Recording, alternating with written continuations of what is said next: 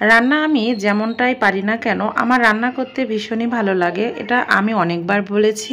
ছোটবেলা থেকে আমি রান্না করে অভ্যস্ত, কিন্তু এখন কেন জানি না রান্নাঘরে আসতেই কেমন একটু ভয় ভয় লাগে। রান্নাঘরে আসলে এতটা গরম আর এতটা শরীরে অসুস্থতা দেখা দেয় যে রান্নাঘরে আসতে মন চাইলেও কেন জানি শরীরে আর চাচ্ছে না। হ্যালো বন্ধুরা, আসসালামু আলাইকুম।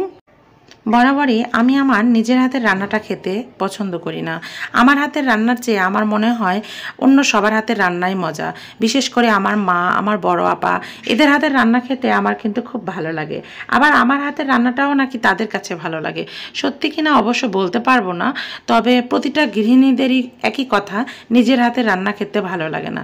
সত্যি কিনা বলেন তো, যারা গৃহিণী তারা কি নিজের হাতের রান্না খেতে পছন্দ করেন?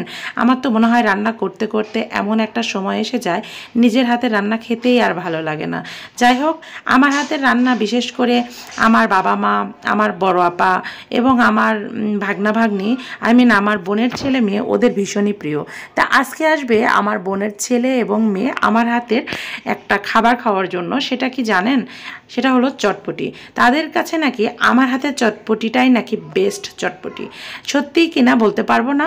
এদের এই চটপটিটা এর আগে আমার ভাগ্নি খেয়ে গিয়েছিল, তো ওর কাছে নাকি এতটাই ভালো লেগেছে। তো অনেক দিন যাবতই বলছিল যে খালামণি তোমার হাতের আবারও চটপটি খাবো, কিন্তু এতটাই গরম পড়েছে আর এতটাই শরীরে অসুস্থতা লেগেই থাকে, আর এই কারণে সাহস করতে পারি না। যদিও চটপটি রান্না করা খুব যে একটা লং প্রসেস তাও কিন্তু না, কিন্তু কেন জানি রান্নাঘরে আসতেই ভালো লাগে না।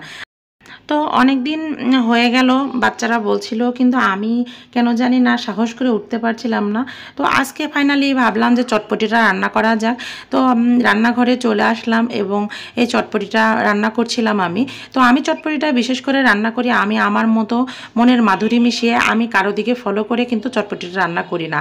আমি আমার মতোই কিছু মশলা ব্যবহার করি, আর হয়তো এই কারণেই তাদের কাছে ভালো লাগে জানি না। তবে এই চটপটিটা আমার বাচ্চারাও খেতে ভীষণ পছন্দ করে। তো এই তো ফাইনালি আমি আমার চটপটিটা রান্না করে ফেলেছি। কে কে চটপটি খেতে পছন্দ করেন বলেন তো?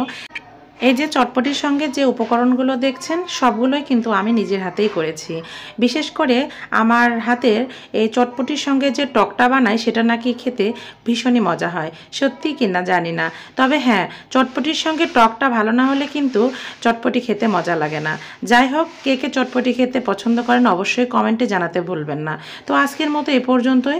পরবর্তীতে নতুন কোনো ভিডিও নিয়ে আবার আপনাদের সামনে হাজির হব। সে পর্যন্ত সকলেই ভালো থাকবেন, সুস্থ থাকবেন। আর হ্যাঁ, অবশ্যই ভিডিওটি ভালো লাগলে লাইক, কমেন্ট এবং শেয়ার করবেন। ইউটিউব থেকে দেখে থাকলে অবশ্যই চ্যানেলটা সাবস্ক্রাইব করবেন। আল্লাহ হাফেজ।